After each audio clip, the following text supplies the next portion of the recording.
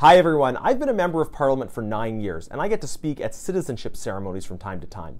This is a normal part of the duties of a member of Parliament, and these are beautiful moments where I help to welcome new Canadians into the Canadian family.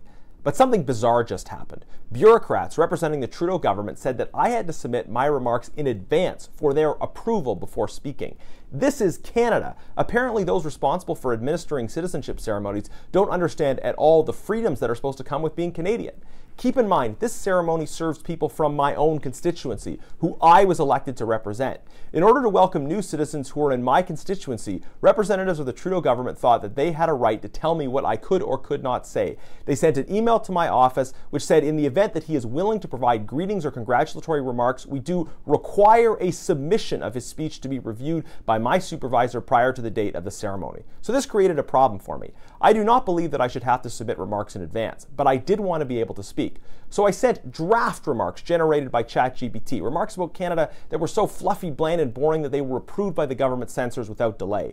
These were accurately described as draft remarks, but like with any draft, one can make a few modifications up until the point where they're actually delivered. So here then are the uncensored remarks that I shared to welcome these new citizens.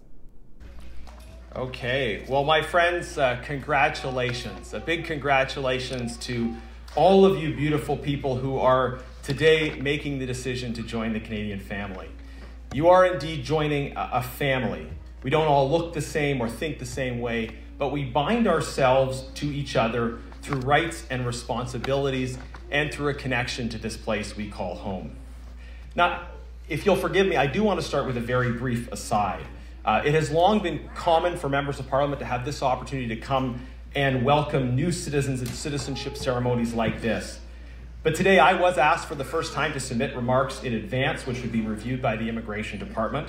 And I was disappointed by that because I don't think citizenship ceremony censorship is something of elected officials that should happen by the executive branch. I did submit a version in advance, but I'm going to speak from the heart today. This is a momentous day for you, and I want you to hear directly my own thoughts and reflections on this day. So my friends and fellow Canadians, look outside and think about the kind of country that we have. This is a beautiful and yet harsh land, glorious to behold, but clearly difficult to endure. And we see that with the smoke today. We weren't settled through the leveling down of a censorious state. We were built by fearless pioneers like all of you, seeking opportunity and freedom. That is, the freedom to speak, to advance your own deeply held convictions. As I look out, I can see, of course, the great diversity of our Canadian family. But we must also remember that we are defined by the common ties that bind us. That is, crucially, we are defined by our shared citizenship. Today, you assume the heritage of our shared past and embrace a commitment to the common good of your fellow citizens in the present and in the future.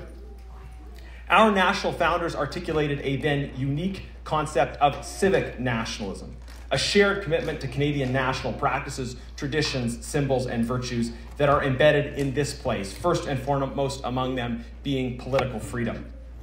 Our freedom is affirmed by constitutional documents, but it comes from our God-given nature. And the pioneering spirit of our people testified to the importance of freedom long before it was legally recognized. And our rights can never be taken for granted. So as a Canadian, you must now claim your freedom and use your freedom for the common good, because our freedom has a function. It is a mechanism for affirming the dignity and harnessing the responsibility and creativity of every member of our national community. You use it or you lose it.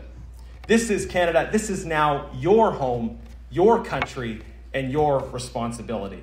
So welcome to this Canadian family, and God keep our land glorious and free. Thank you very much.